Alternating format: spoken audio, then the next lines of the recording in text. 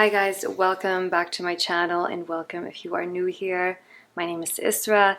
Today I'm going to continue part 3, and if you've not watched part 1 and 2, I highly recommend checking that out before watching this so this video can make sense to you.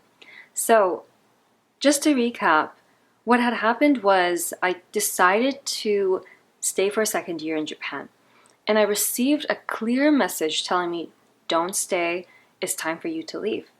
But I had signed a contract and I didn't feel like it would be right for me to break this contract. But within 2 months of deciding that I would stay, even though I felt a clear message from my intuition that I need to go.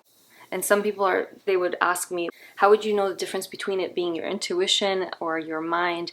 It's a feeling that comes from within, an inner nudge. And it's undeniable that it was time for me to leave. But I didn't leave.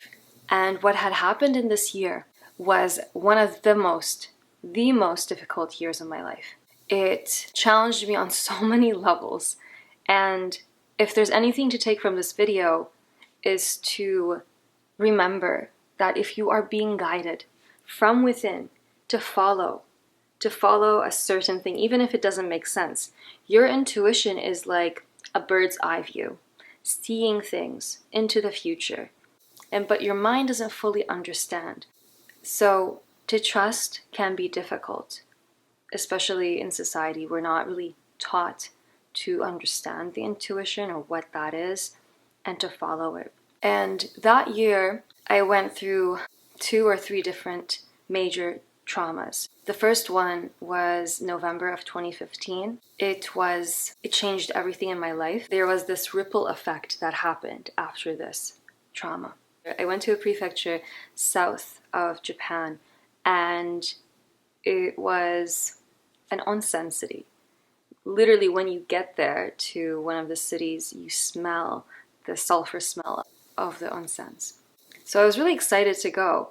But the morning of going there, I was given a clear message. Don't go, it's not going to be for your highest good. I ended up going, and I went at one of the hot springs. It was very, very hot. I hadn't eaten that day, and when I went there with a friend of mine, I just kept on pushing myself, always pushing myself to the limits. And that was something I always did in the past. And I would stay quiet despite what my body needed, and I would not know how to value myself enough. So this whole thing was a massive wake-up call from the universe, telling me, what are you doing? Value yourself. Don't place yourself below others, and don't be afraid of disappointing others. If you need to honor yourself. And that was a clear message after, really thinking about it, after all of this had happened, maybe a year or 2 or 3 years after. That's when I understood it fully. When I got to this hot spring, I went in and I was already feeling very emotional. I was feeling a lot of anger at that time. And when I got out of the water, I fell to the ground. I fainted. And I was so extremely dehydrated. I think I had a heat stroke. And it was, honestly, talking about this is very hard in general. Before, when I would speak about it, it would just get me very, very emotional. And I felt like I had actually gained this feeling of bliss when I was on the ground, interestingly enough.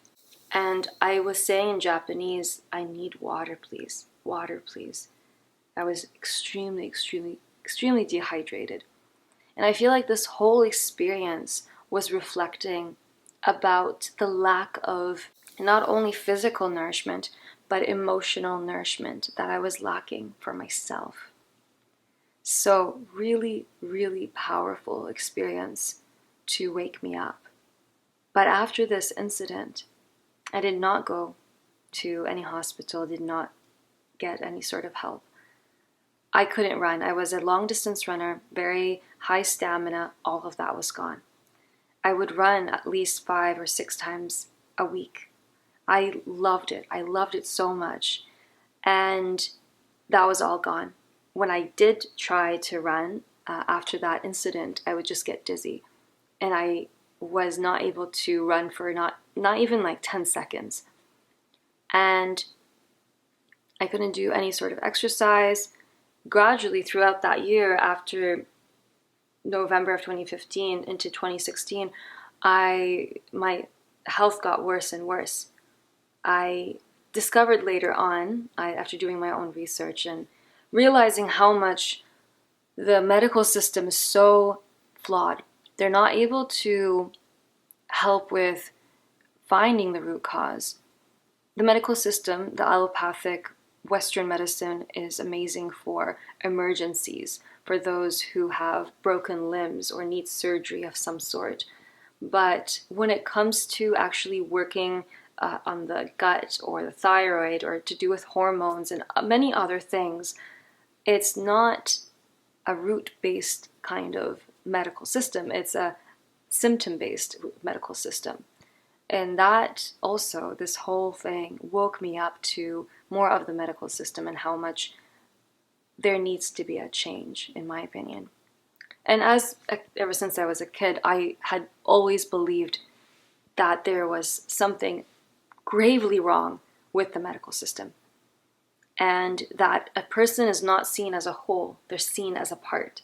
And this whole thing from November of 2015 into July of 2016 was a catalyst to find a deeper medicine for myself and for the world, really, cultivating that inner medicine on the physical level as well as on the emotional level. The situation after also created this tremendous anxiety towards taking a shower. I was not able to take a shower normally. I would get into an anxiety attack every time I would get into a shower, as if I was gonna die. So that was the PTSD, the post-traumatic stress disorder, as if what had happened there, that fear of I'm gonna die and that's it, would repeat itself every time I would take a shower. And this continued until 2019. 2020 was the last bits of it, but it was extremely hard for me to take a shower in either cold or hot water. And then it transitioned into hot water being a very difficult thing for me. And I had to really retrain my mind to tell my body that it's safe to be in the hot water. Even the sun, it was hard for me. It felt like my skin was burning. And this ultimately was connected to my nervous system. The memory that my nervous system had to do with that trauma, as well as I had something called adrenal fatigue. I have a video where I talk about how I overcame adrenal fatigue. Adrenal fatigue, it creates this very tired feeling, like exhaustion. And for a person who's not had this extreme exhaustion, they might think, well, just, make sure that you sleep well and you rest. But it's not even just resting for 1 week or 2 weeks. It took time. It took about 2 years for me to fully be able to function again. So this feeling of the sun on my skin and the lack of ability of having any warmth, and Japan, by the way, is very humid in the summer, to the point where you can take a shower and then go out and immediately, like, you're soaking with sweat. So that made it even more difficult. I was extremely dehydrated. And what happened between November 2015 to July 2016, I was drinking and drinking so much water, but I felt so deeply dehydrated. And it ended up where, and this is honestly one of the most difficult things that had happened, so difficult. July 2016, what happened was I had collapsed because I had drank too much water. And I didn't even think this was gonna happen to me. I didn't think this was even possible. But water is actually not rich in minerals. Water is stripped of its minerals, and depending on where you live, really, and what your water source is, water, you really need to add minerals to it. Especially if you do use reverse osmosis or distilled water, it's important to add minerals, electrolytes. And especially if you do sweat a lot, having good sea salt, not table salt, because they have other ingredients that are harmful for your body. Sea salt or Himalayan salt is great for that. Sodium, potassium, and magnesium, very important. So having that is essential. But at that time, no doctor was able to help me. For some, they might relate to this. I went to doctors many times and they would just say, oh, it's just stress. They would not even go deep into testing me. Needless to say, it was a very frustrating situation, and I felt like I was being gaslighted, really, throughout this whole experience with doctors. Even when I went to the hospital and this thing where I collapsed in July of 2016, I fell to the ground. I could not even hold up my body anymore because I was so dehydrated. And they took me to the hospital, and I remember when they were picking me up, I was awake. I felt so weak. My nervous system was honestly so fried. I was looking at myself from far away as this was happening. I dissociated from my body. And I was still awake, but I just disconnected. It was just too much pain from what was happening at that time. I was in the hospital for 5 days. I didn't know if I was actually gonna make it. I was alone. I was in another city far away from the original city that I was from. I lived in Iwakuni, Yamaguchi, and I was in Osaka at that time. I went to Osaka so I can go visit a friend.